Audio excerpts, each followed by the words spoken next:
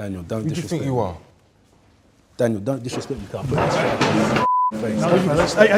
No, Hear me? Nah, don't disrespect me on my life. man. boy. It's okay. I want this little boy. Like, don't disrespect me, bro. No. I know who the this guy thinks.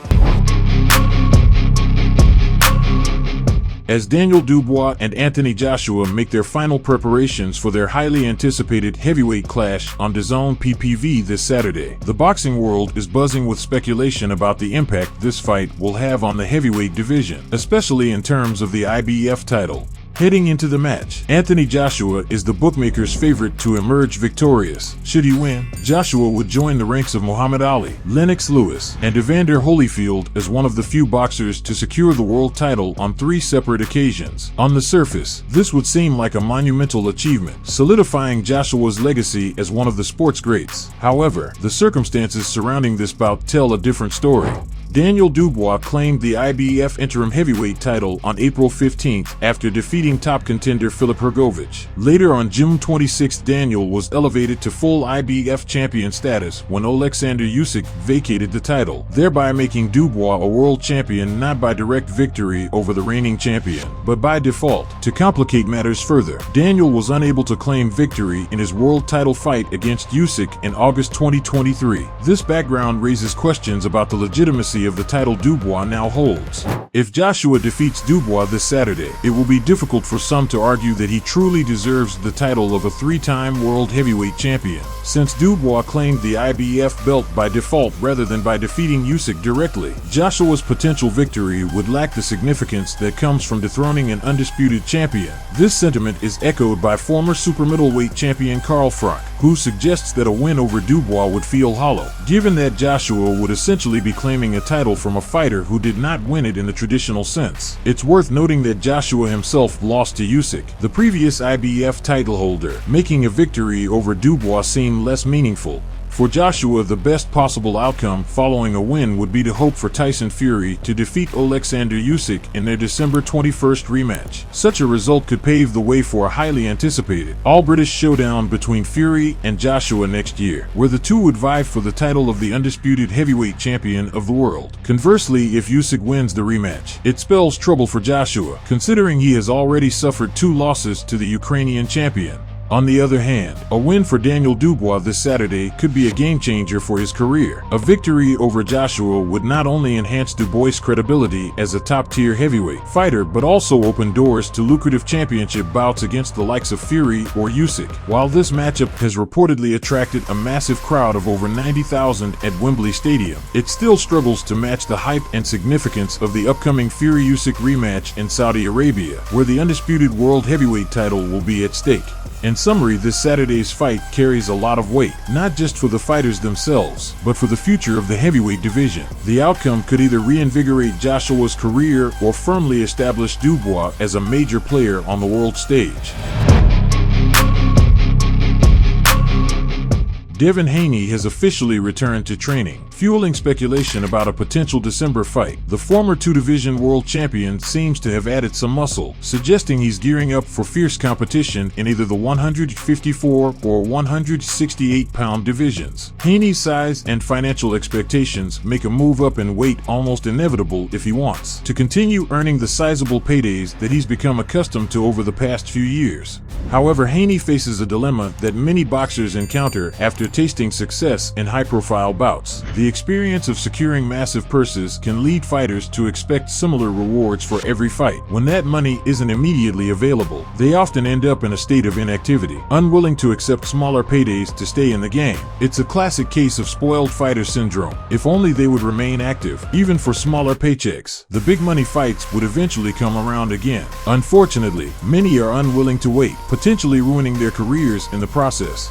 This could very well be Haney's fate. When greed takes precedence over passion for the sport, it's usually a downward spiral from there. If Haney truly loved boxing for the sake of it, he might be willing to accept smaller purses while biding his time for the next major opportunity. But that patience doesn't seem to be on the cards for him.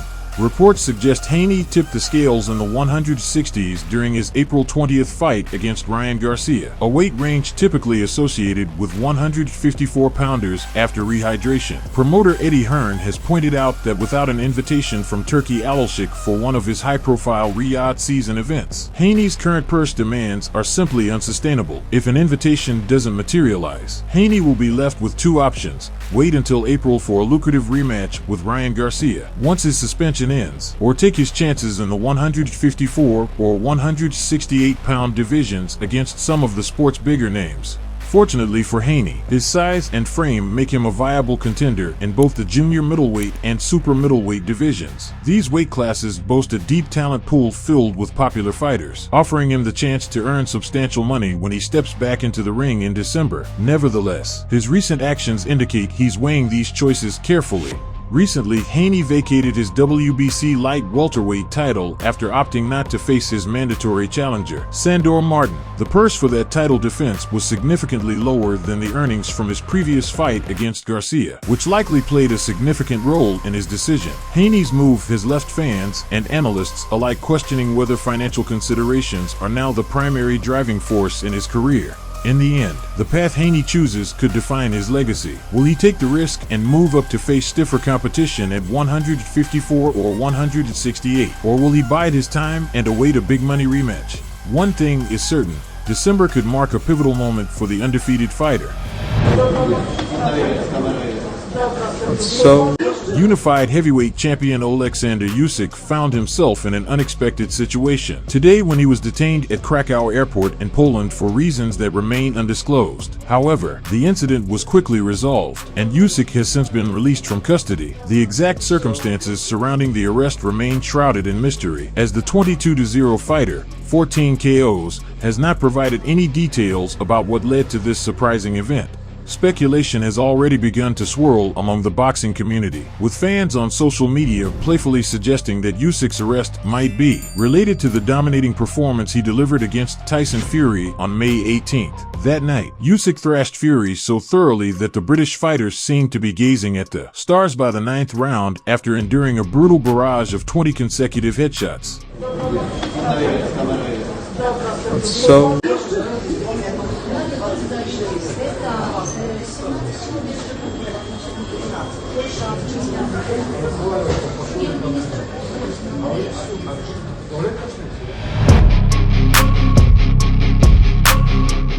Devin Haney has claimed that Teofimo Lopez was offered a fight with him during the upcoming Riyadh season event in October, stating that Lopez turned it down despite being ready. I was supposed to do a stay busy fight, you know, get back in the ring in October in Saudi, and the next fight was gonna be Turkey, and you know the guys offered him a fight.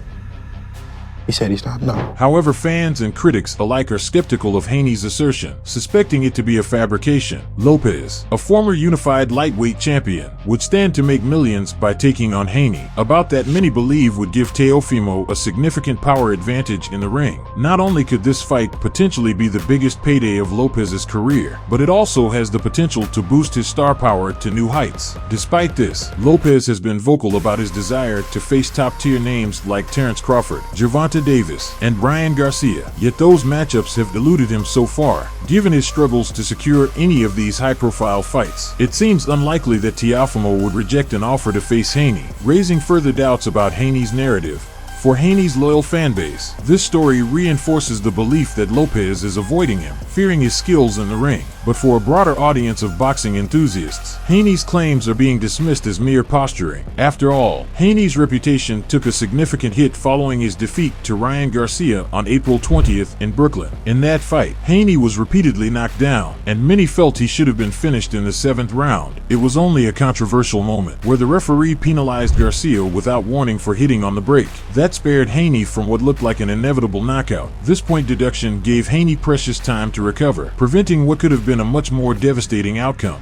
As of now, Haney, a former two-division world champion, has yet to reveal his next opponent after vacating his WBC light welterweight title, leaving him without a belt. In a recent interview on All the Smoke, Haney hinted that if a rematch with Garcia were to happen, it would have to be on his terms, a condition many view as unlikely. Even Haney's promoter, Eddie Hearn, has expressed doubts about Haney securing a tune-up fight, citing that the young fighter's financial demands may be too steep for potential opponents. With Haney's future uncertain, and with no official fight lined up, his next move remains the subject of speculation across the boxing world.